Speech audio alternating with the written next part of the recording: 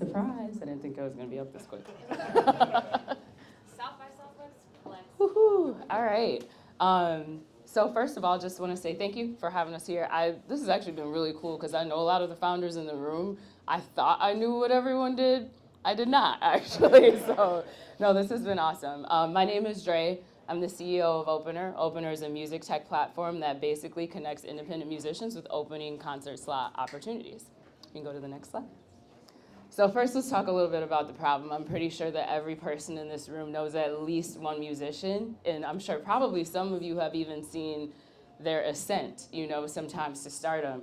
But there's a lot of things that happen before any of that happens. So there's definitely some problems on both sides of this argument. So on the musician side, it's difficult for musicians to present professionally. I know this because I am one. I've been a music producer and DJ for 15 years. And I've lived this. But then also on the concert organizer side, they don't really present that professionally either. Their inboxes tend to be cluttered. Why are they cluttered? Because musicians are looking for opening slots for shows and things that they feel like they're a good fit for. So musicians blow them up, the concert organizers blow them off. They still have to fill a lot of these spots. And it's not a big deal when you're throwing maybe 10, 20 shows a year. It becomes a very big deal when you're a production company or even a venue that's doing 300 to 500 shows a year. You need people to open for those shows. Next slide, please. So introducing the solution Opnr. So that's the name of the actual platform. That's how you say it. Opnr is pronounced Opnr. But basically, again, what it does is connecting musicians with these opening slot opportunities. So the platform itself is super easy to use. Musicians, you can make an account today. Venues, promoters, you can make an account today. It's free $99 today. It won't be like that forever, but it's free today. But you can absolutely make an account, and what it does is it connects via API to all of the relevant information that normally you would want someone to see. So things like your social media following, also the consumption platforms like Spotify, SoundCloud, Bandcamp, things like that. Pulls them all into one view, makes it actually make sense. So when a promoter or a concert organizer is looking at it, they're not looking at 5,000 different things trying to make a decision. Also on the promoter side, they create a profile as well. Again, it's still free, sign up for it. But basically on that side, what they can do is create show opportunities. So those show opportunities, they can fill in a variety of criteria for what it is that they're looking for. That could be anything from a national festival with 30 slots that they need to fill, all the way to an arena show where there's one slot, or even like showcases like today. Midwest House, shout out to them. They actually use our platform to book all the musicians. So yeah, you can use this for a wide variety of different things. And we can go to the next slide. I'm gonna skip past this one because it just takes too long to explain. But this is kind of a quick diagram of how it works. So on the musician side, you create this account. On the concert organizer side, you're also creating an account, and you basically meet in the middle with this show opportunity. Once the concert organizer posts that show opportunity, an alert automatically goes out to all the musicians signed up on the platform that fit the criteria for that show. So they'll get an alert and it says, hey, there's a new show opportunity. Do you want to submit for this show? If they say yes, automatically it goes into a queue on the concert organizer side, and there's a lot of algorithmic deep listing stuff that works to basically bubble up to the top those musicians that are the best fit for that particular show. Next slide. So here's our traction. We have over 7,000 users on the musician side that are currently signed up. I think I looked this morning, it was close to 7,200 because I got a bunch yesterday because I talked my face off to people. And then also on the venue and concert organizer promoter side, we got up to almost 400 after yesterday, so I got like a few more. So we have some decent traction. Our future milestones, we're mostly looking for a lot of partnerships, which is a lot of the reason why I'm here. And then also we're just mostly really trying to focus on growth. So trying to get more concert organizers and venues added to the site with more show opportunities, which helps more musicians sign up. Next slide, please.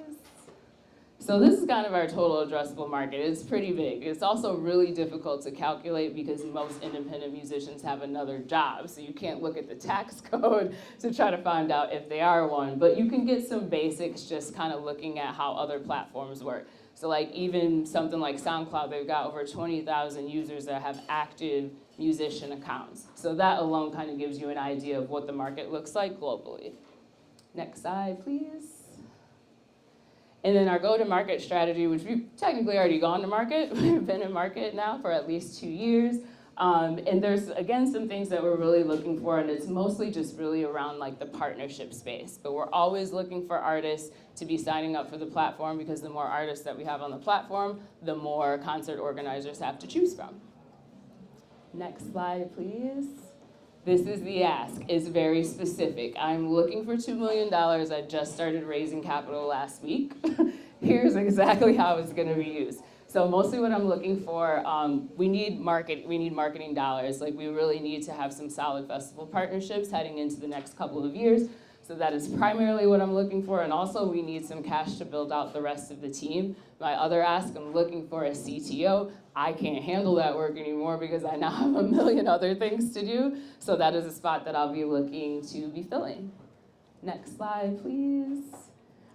This is the team. I won't get super into it, but if anyone has a lot of questions, I'm definitely willing to answer them afterwards. And next slide. So again, just kind of talking about the why now, especially living in this pre-COVID, during COVID, we're not even post-COVID really, but ultimately what it comes down to is a lot of these venues and concert organizers and promoters are strapped for time. Like, they're running leaner than they've ever had to run. And again, like, when you're thinking about how do you fill these slots, you can't always do that when you're talking 300 to 500 shows a year. So this helps to streamline their process. It helps to also keep the communication with these people like contained in one spot, so they're not dealing with a cluttered inbox. And I think that's the last one, but you can scan this. You can find us on Instagram, any of all of the socials. It's Opnr Music, Instagram, Facebook, whatever, Twitter, all the other ones that I can't remember right now because I'm nervous. But you can reach out to me anytime if you have questions. I will be here all day and night, actually. Yeah, I'll be here all night. All right, nice job. So this marketplace, how do you make all the money? Yes, so our business model, so today we're pre-revenue, just so everyone is aware, we're pre-revenue, but the future business model is that it's only going to be a fee. It's going to be a per show opportunity posted fee on the promoter venue side. We made a decision very early on that we will never charge musicians. I will not do it because I've been there and I don't think that it's the right thing to do. And also it's an easily exploitable audience because musicians will do anything like for an edge. And so that in itself means that the cost really shouldn't be on that side. It should be on the side of the folks who are making the most money on a consistent basis. So there's something between like promoters and the performers, right? And it's like, what other kind of financial transactions might you make money on? Is there an opportunity there? Well, there's a lot. I'm glad you asked that question. Yeah, so I know. No, there's actually one of the features that's in the platform today. It's called fan claim. And one of the things that it does is it actually helps promoters sell tickets. And that is the thing that is really needed. Like, when it really comes down to it, and I was talking to someone about this yesterday at the startup crawl, they'll tell you all kinds of reasons, like why esoterically they love it so much and why they love music and how they care about the scene and all that, and all of those things are definitely true. But at the end of the day, they want every show to sell out. Like, that's just what it is. So if you can come up with a better way for these folks to sell tickets, that's actually what Opnr is helping them do. So this feature called Fan Claim allows the musicians that actually submit for the shows to be able to share an automatically generated link on their social profile so their friends can support them and basically say like, hey, if this person gets this show, I will come support them, which almost gives like a futures type of demand that helps the promoters and the venues understand like, all right, if I book this person, probably gonna sell that out. If I book this person, maybe not so much, but I might actually still want them because it's a fresher, different sound, you know, but it at least gives you the information you need to make the decision.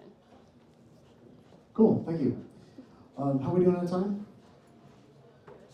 Do we have legal karma here? No, I have a question.